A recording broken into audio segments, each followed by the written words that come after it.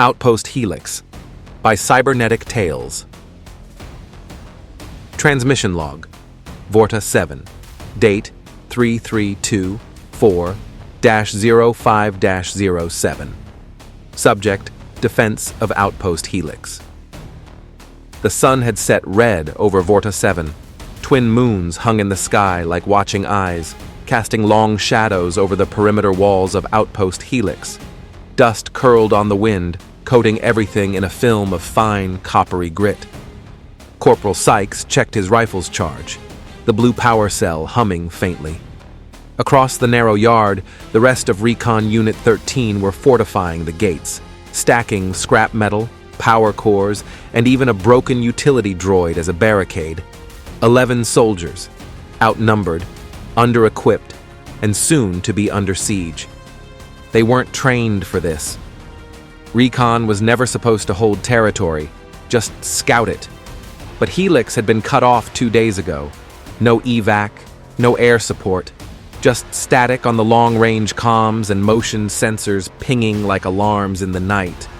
Then they came. The Scarn. Six-legged nightmares with plated chitin and glowing green eyes. Their mouths split vertically, like meat shredders. They didn't carry weapons. They were weapons, moving like wolves, striking like a tsunami.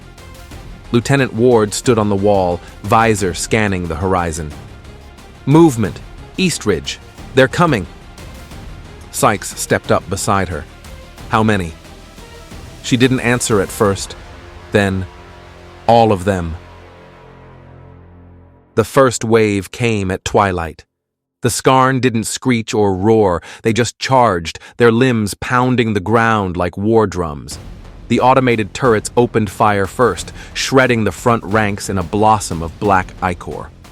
But for everyone that fell, 3 more scrambled over its corpse. Private Halley was on the west wall. They're climbing the storage tanks. They're flanking. Sykes and 2 others scrambled to intercept. Plasma bolts lit the dark, briefly outlining alien bodies as they clambered over the defenses. Sykes shot one mid-leap. It tumbled down, landed hard, and convulsed before going still. Another slammed into Private Juno, knocking her clean off her feet. "Get it off her!" someone shouted. Too late. Blood misted the air before Sykes put 3 bolts into the beast's skull. Inside the medbay, if you could call a single room with 2 beds and a med drone a bay, Sergeant Teller had been patching up wounded. By hour 2, he was out of stim packs and sealing wounds with torch heat and grit. "We hold till dawn," Ward said. She'd taken a claw to the side but refused treatment. "We fall back to the command shack if the walls are breached." Sykes laughed dryly. "What's after that?" She looked him in the eye. The last stand. By midnight, the outer wall was down. The gate was torn apart, its defensive field flickering and failing. The Scarn poured in like a tide. The Recon soldiers had set up choke points, crates, sealed corridors, power conduits sparking to create fire lanes. They turned every hallway into a killing ground. But the Scarn kept coming. Private Halley was dragged away screaming. Juno, her arm broken, kept firing with the other. "Don't let them through!" she screamed as she lobbed a sonic grenade. The blast ruptured a group of the beasts, but more replaced them. Sykes ducked behind a metal crate, reloaded, and cursed. "Where's evac? Where's the fleet?" No one answered.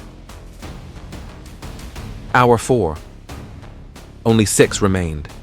They had pulled back to the command shack, a reinforced dome at the rear of the compound. Its walls were thick, its door sealed, but it wouldn't hold forever. Outside, the Scarn were regrouping. You could hear them, clicking, scraping, breathing. "They're learning," Ward muttered, "figuring us out." "Animals don't learn like that," said Teller. "They're coordinated, like a hive." "Then we kill the Queen," Juno said bitterly, slumped against a console, blood seeping down her side. There was no queen, no commander, just wave after wave of instinctive fury.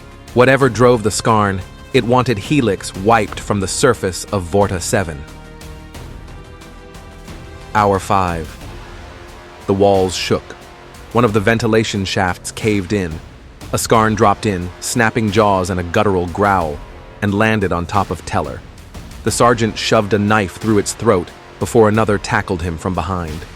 Juno and Sykes fired in tandem, cutting both down, but Teller didn't move.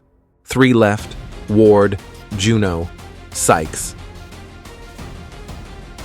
"I never signed up to die on a dust rock," Juno whispered. Sykes gave her a half smile. "No one ever does, but here we are." The Scarn were pounding at the door now, metal groaning, buckling. Power failed in the corner lights. The moons cast their eerie glow through the cracks. Ward looked to them both. "When that door gives, we fire until we can't. Clear?" They nodded. Outside, the Scarn howled. Inside, silence. And then, boom. The door collapsed inward. The final wave surged. Sykes screamed and fired. Juno went down clawing at one of the beasts with her bare hands. Ward launched herself into the swarm, detonating her suit's fusion core in a blinding flare. Silence. Then, a humming, not Scarn. A shuttle, evacuation. By the time the fleet returned to Outpost Helix at dawn, the Scarn were gone. Their bodies littered the outpost in mounds. No human survived. But the beacon was still blinking, buried beneath rubble. One final transmission.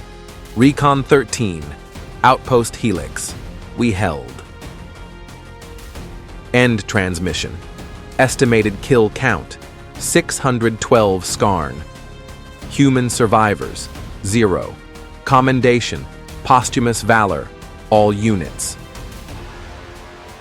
Now, that is the end for this one.